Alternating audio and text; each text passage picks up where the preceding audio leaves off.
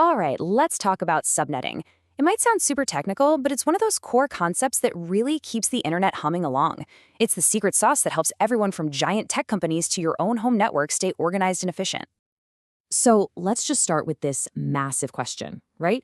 You've got billions of devices out there, your phone, your laptop, servers all over the globe. How in the world do they find and talk to each other in this gigantic digital ocean? Well, that's exactly the problem we're going to unpack today. You see, it all starts with a fundamental challenge, what we can call the Internet's address problem. If you're going to have a global network, every single thing connected to it needs a unique way to be found. The best way to think about it is like this. Just like your house needs a postal address so you can get mail, every single device on the internet needs its own unique digital address. It's that simple. Without it, all the data you send and receive would just get lost. And a solution to this whole address problem is the very foundation of how the internet works. It's something you've probably heard of, even if you weren't sure what it was. The IP address.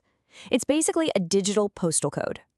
So an IP, or Internet Protocol address, is literally that unique digital address. It's a string of numbers that lets every device find every other device and start a conversation. It is the absolute bedrock of all network traffic. But here's where it gets interesting. An IP address isn't just one random string of numbers. It actually has two very distinct parts. Let's go back to our mailing address analogy. The first part, the network portion, is like the city and the street name. It tells you which general neighborhood the device is in. The second part, the host portion, is like the house number. It pinpoints the exact specific device in that neighborhood. Okay, so that two-part system works great. For a while. But as networks started growing from just a few computers to thousands, a brand new problem popped up. The challenge of scale. I mean, just picture it. A huge organization, like a university, gets assigned one single enormous block of IP addresses for thousands and thousands of computers, phones, printers, you name it. It would be total, absolute chaos. It's exactly like being handed an entire district of a city, but with no streets drawn in, just a big open field of land. It would be a logistical nightmare, inefficient, impossible to manage, and a huge security risk. So how do you fix that kind of mess? Well, you start building. You create digital streets and neighborhoods. You bring order to that network by organizing it with subnets.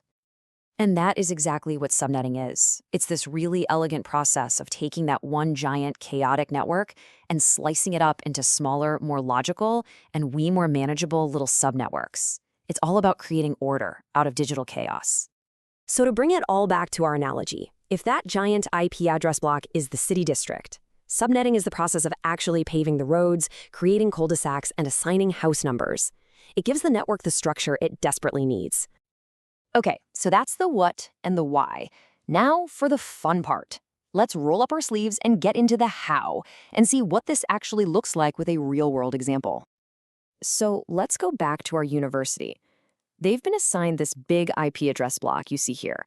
And I want you to pay close attention to that /16 at the end. That little number is super important. It's a shorthand that tells us exactly how big this block of addresses really is. We're going to break that down in just a second. So now the university's network admin can get to work. They can start carving out a dedicated slice of that pie for the computer science department, then another totally separate one for electrical engineering, and, a different one for the art department. Each group now has its own logical, self-contained little network. So what's the deal with those numbers after the /16 or the /19? That's called CIDR notation, and honestly, it's the key to understanding how big these subnets are. But here's the simple trick. The bigger the CIDR number, the smaller the network. So a /19 for the art department is a much, much smaller and more specific network than the university's original huge /16 block. And the payoff for doing all of this? Oh, it's huge. First, you get amazing organization. You can create a subnet for each department or even each floor in a building. Second, it's incredibly efficient. You're not wasting thousands of unused addresses. And finally, it seriously boosts performance and security because it keeps network traffic contained. Data from the art department's network stays within its own little bubble. It's not slowing down the whole university. So at this point, I can almost hear you thinking, okay, this is great for a big university, but why should I care? What does this have to do with me? Well, here's the really cool part. You are using a version of this exact same concept in your home right now. Your home router, it's basically your own personal little network administrator. It uses a technology called Network Address Translation, or NAT. That's just a fancy way of saying it creates your own private little subnet right there at home. It gives every single one of your devices, your phone, your laptop, your smart TV, its own unique private IP address. Then it cleverly uses just one single public IP address to talk to the rest of the world. Yeah, think of your router like a digital receptionist. It perfectly manages all the internal comings and goings between your private devices, and then it handles all communication with the outside world using that one main public address. It's your own personal automated subnet manager. So there you have it. We've seen how subnetting brings beautiful, necessary order to the internet and stops it from descending into chaos. But even with all these tricks, the explosion of new devices leads us to an even bigger, more urgent question. What happens when we just run out of addresses entirely?